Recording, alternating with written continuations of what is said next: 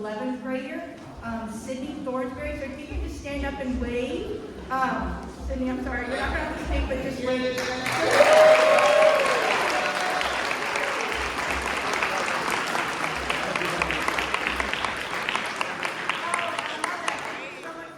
Welcome. She's joining us from Trinity School, and she is a junior.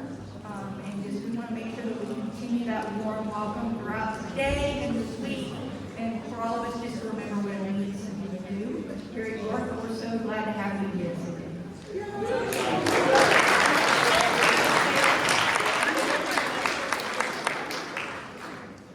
Next, we have a very exciting note to start the year on. Please welcome the lovely Emily for her sophomore.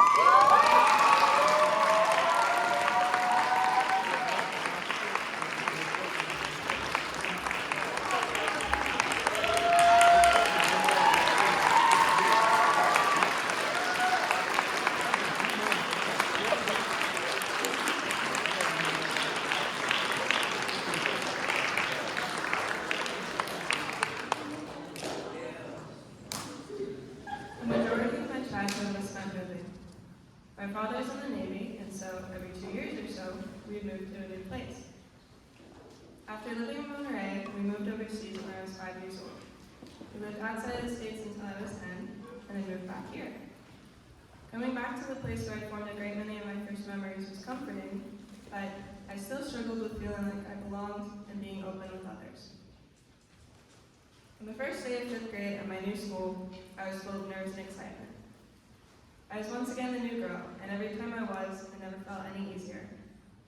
Thoughts of would I get along with my classmates and would my teachers like me spun around in my head like they did every time I was about to enter a new school, and they joined hands with the nerves and excitement the first day of school brings. However, after the mildly awkward first few days of school were over, I was happy to be in my small class of 10. Over the next few months, we bonded over jokes and laughter and sports we played together.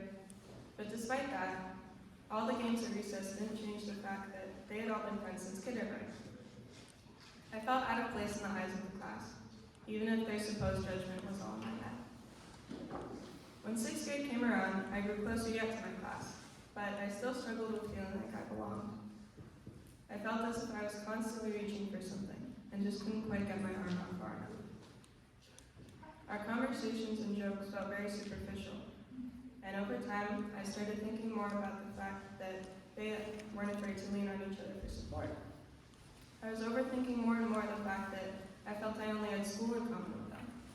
They had all been there for each other, through hard times at home and family troubles, and had shared and told each other everything. I felt like I couldn't fit in. Though it wasn't because of anything that they did, I became fixated on the fact that they had an entire history with each other before I came along.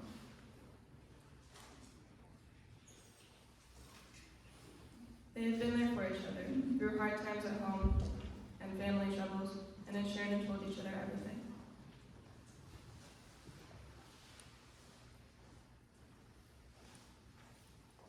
This continued on into 7th grade, this strange feeling of being close to my classmates but somehow still feeling alone. We were on sports teams together and bonded over how much fun games against other teams were, but our shared experiences were fairly little in comparison to the countless times that they had turned to each other for help. They were open and vulnerable with each other and gave me every opportunity to be so too. But as time went on, my insecurities about not feeling as close to them made me stay relatively closed off. Any worry or trouble I had stayed in my own head. I was scared to open up and to burden people with my problems, and it was starting to affect me. As this continued, the pandemic started, and we transitioned into online school. Now, ironically, though our physical distance was farther than ever, we grew closer. In our own calls between classes, we would sit and watch movies together or joke and eat lunch to feel close to one another. Soon, however, the strain the pandemic had put on our already small school forced the administrators to accept the fact that enrollment was down and the finances too high for the school, and it closed permanently. We all joined different schools, though I was lucky enough to join a new online school with 3 other girls from my class, and I was relieved that this foreign experience would be a little less daunting. Although we all tried to stay close, it was difficult to do, and we started to drift. Even the friends in my same online class and I started to feel farther apart. The day in and day out of staring at each other through a screen starting to get to us. We still talked every day, discussing which teachers we liked and how many assignments we were being given, just like we used to. However, none of us really opened up to each other. Being apart and alone in each of our houses was taking its toll on us, and we were growing apart, not just physically, but emotionally as well. One day, we were talking to each other about our classes and the extreme discomfort of breakout rooms, when a chat popped up that was surprisingly vulnerable. I paused and reread it.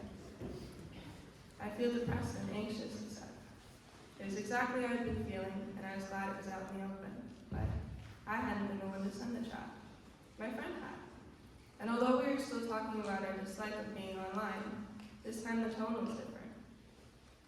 We of course discussed how much we each disliked being apart from one another, but we had never explicitly discussed how it was hurting us.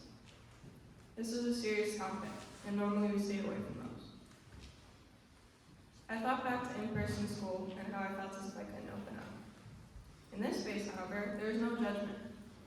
Our feelings were the exact same as mine, and if I revealed how I'd been feeling, I wouldn't have to sit uncomfortably in a classroom afterwards. I was in the safety of my own home and talking with friends. I could just be open and honest. I typed out a response voicing my similar feelings, the impending feelings of doom, the loneliness, feeling of crawling out of your own skin. They were all things that we had experienced at some point or another during this strange time. And soon enough, we were all typing away at once about how truly awful we each felt. We were being vulnerable with each other, something I hadn't done much of before, and I felt as if a 10-ton weight had been lifted off my chest. We shared the same insecurities, the same struggles, and we told each other all about it. After we came back from online school, we were closer than ever. We even made new friends with the people in our class whom we'd only ever seen online for months on end. And even then, we all discussed just how much our computer screens had sucked out of us. I wasn't afraid to open up, and I didn't feel like an outsider anymore. Although we all joined different high schools afterwards, the bond we shared made a large impact on me. Although I'm still learning to be more vulnerable, I try to go into situations knowing that it's okay to open up, and that others can help sympathize and take away some of the weight that troubles carry. Other people may share the same struggles, but the only way to know is to talk about them.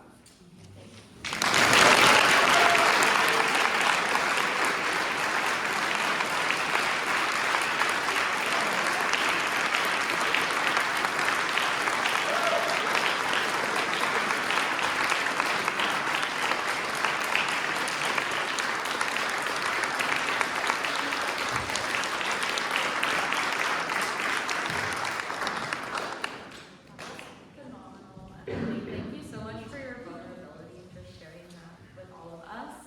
And yeah, definitely a nice way to start the year. With that, we have Mr. Key and Mr. Zelda to talk about resolutions. This is like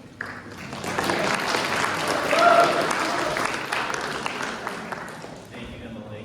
Great. And I want to thank all the sophomores and past sophomores and future sophomores for sophomore speeches.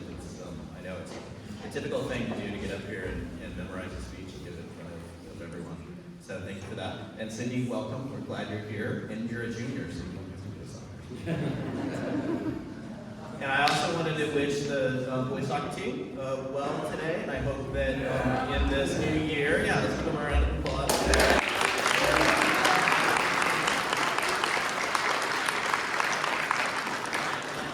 One of your resolutions will be to go to more athletic events this year. So it'd be great to see a lot of you out there cheering on the boys today at 3:30. So that'd be great. So yes, I'm going to talk about New Year's resolutions, a little bit of the history, and then Mr. Zelja will talk about math today. But I wanted to start with, how many of you have already made a New Year's resolution? Be honest. How many have made New Year's resolutions in the past? Raise your hand. Okay. How many of you have never, ever made a New Year's resolution? That's the most important goal-setting time of the year. This is essentially what it is. Yes, thank you. Mr. Rick Evans said goal-setting, yes, resolution. So I'm going to show you a couple of video clips today. The first one is from an organization, Because I Said I Would, a really interesting nonprofit founded by this person you'll see on this video named Alex Sheen. His dad died from cancer. This was a quote his dad always used, and he created this whole organization. It's really about promises made, promises kept in a world where we often don't keep our promises. So it's a really interesting organization. We're going to talk a little bit about resolutions, and I'm going to talk a little bit about the history of resolutions.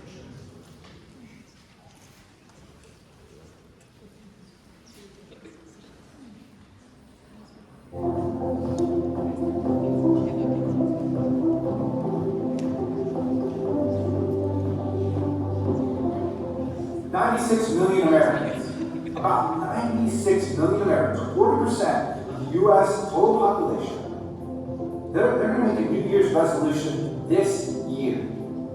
And some of these commitments are pretty traditional, right? In fact, in 2012, Harris Interactive Poll conducted a study of 3,036 U.S. adults and found that some of the New Year's resolutions, the top ones for the following year, 2013, would be weight loss, improving finance, exercise, getting a new job, eating healthier, managing stress, quitting smoking, a lot of very good commitments. But with 96 million Americans following this cultural tradition, I think it begs the question, where did this come from? How did it become so ubiquitous? What is the history of the New Year's resolution? So I'm not going to give you a comprehensive history of the New Year's resolution, but I'm going to talk about a couple of key turning points. So New Year's resolutions are very old. So 4,000 years ago in Mesopotamia, life revolved around agriculture. You didn't know that. And the beginning of the calendar started in March, April, when the crops started to grow. This symbolized a new beginning and was paired with the Babylonian Akitu festival. That's what you see up here. Is that god. Citizens would make promises to the gods for the new year and use this as a moment to return borrowed tools, supplies, and equipment. They lived in a trade-based economy, so this was a good moment to reset by giving back the things that they had borrowed. If you kept your promise, a New Year's resolution to the gods, it was said that good fortune would fall upon you. So that's sort of what historians believe is sort of the beginning of New Year's resolutions in humanity. The early Roman calendar, so this photo up here is the god Janus, the two-faced god Janus. It'll become clear in a second why it's two-faced. The early Roman calendar consisted of 10 months and 304 days, with each new year beginning at the vernal equinox. According to tradition, it was created by Romulus, the founder of Rome, in the 8th century. A later king, Pompilius, is credited with adding the months of January and February. Over the centuries, the calendar fell out of sync, and in 46 BC, Julius Caesar decided to solve the problem by consulting with the most prominent astronomers, mathematicians at the time, and he introduced the Julian calendar, which closely resembles the more modern-day Gregorian calendar that most countries around the world use. As part of this reform, Caesar instituted January 1 as the first day of the year, partly to honor the month's namesake, Janus, the Roman god of beginnings, whose two faces allowed him to look back into the past and forward into the future. Resolutions. Resolutions obviously have a time-honored history, and they exist all across the world. So Egypt in the top left, bottom left Persia. Obviously, the end of January, we'll celebrate the Chinese Lunar New Year. And many of you probably watched the dropping of the ball in Times Square. Now, what's some good advice on New Year's resolutions? So we'll go back to Alex and see what he said about this.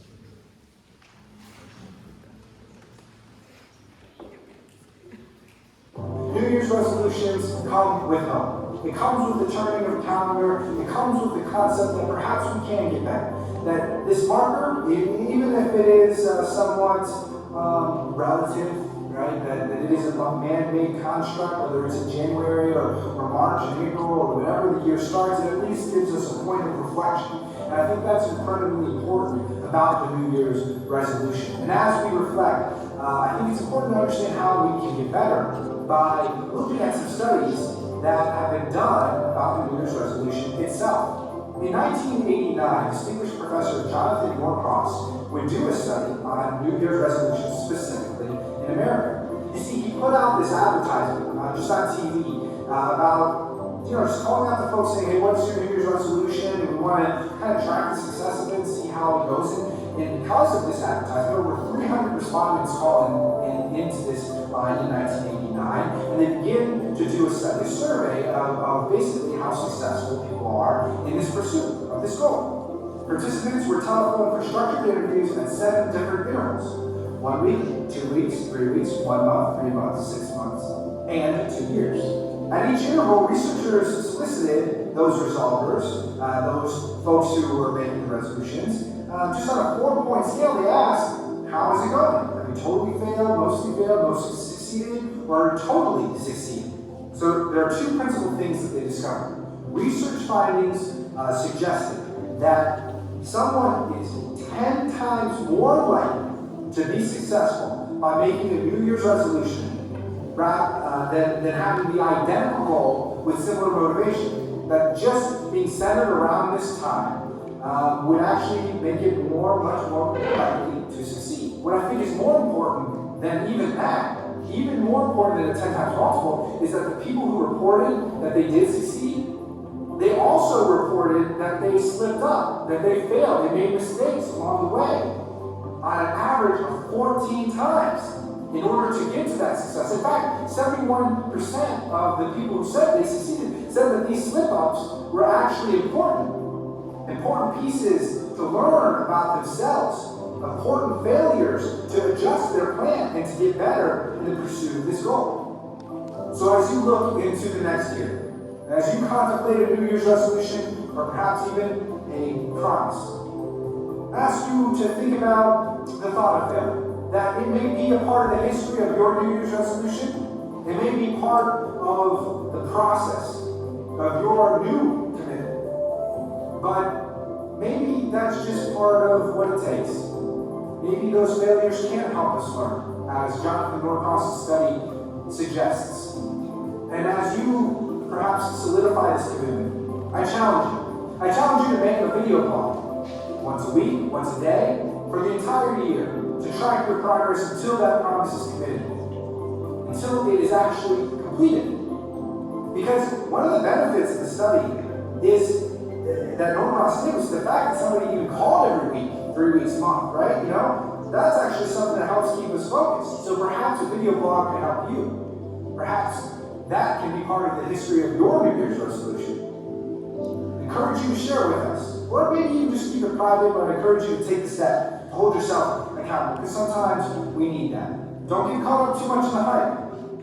Remember that when it comes to time and a calendar, the beginning of the year is somewhat arbitrary.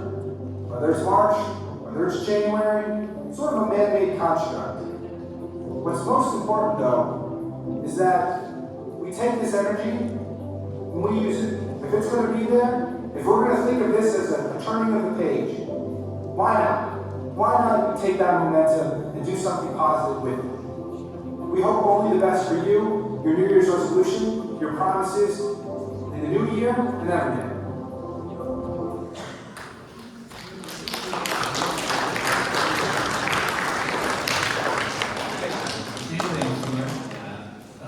It does actually matter, according to that research, that making the resolution now is important at the beginning of the year where we feel refreshed, even though it is an arbitrary date.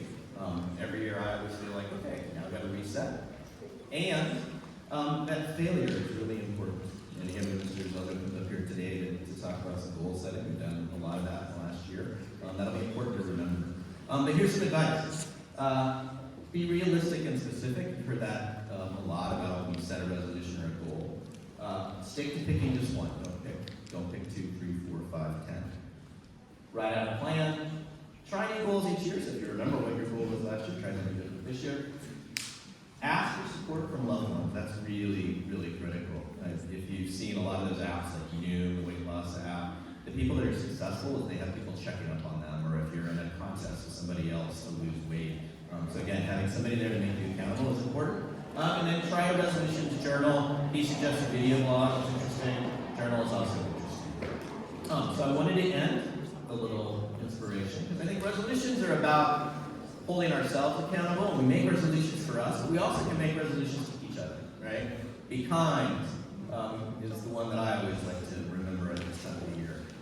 Be a supportive friend, community member. So we can make those resolutions as a school also. But I thought we would start with the 10-second countdown to the dropping of the ball before I sent Mr. Zeljo up here. So we will do an introduction. I didn't even notice.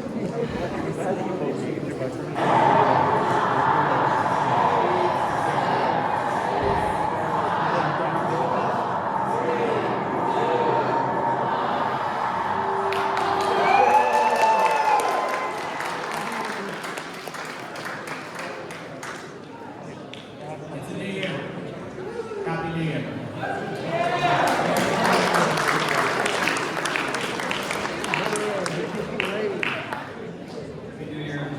So on path today, we're going to do a few things. We're going to just do our January check-in, where we can talk a little bit about winter break and what we did over winter break. We can talk about our New Year's resolutions. I'm surprised that only 40% of Americans have set New Year's resolutions. But specifically, we're going to look at the goals that we set in the first semester. So we had 2 goal-setting paths, one in August, where each of you filled out a worksheet where you set one very specific SMART goal, if you remember that worksheet about SMART goal. And then in our mid-semester goal setting in October, we talked about sort of some of our academic or classroom goals based on our narrative comments for first quarter. So we're going to return to those, we're going to review those, reflect on those, and then we're going to set one academic goal for the second semester and one non-academic goal for the second semester. And some of the things that Mr. Key has talked about, you're going to write down in a Google form that only your path advisor gets, no one else will see this. But there are things such as, like, what are the steps I can do that I need to accomplish these, and who can help me? Like, who do I need to reach out for to help me accomplish my goals?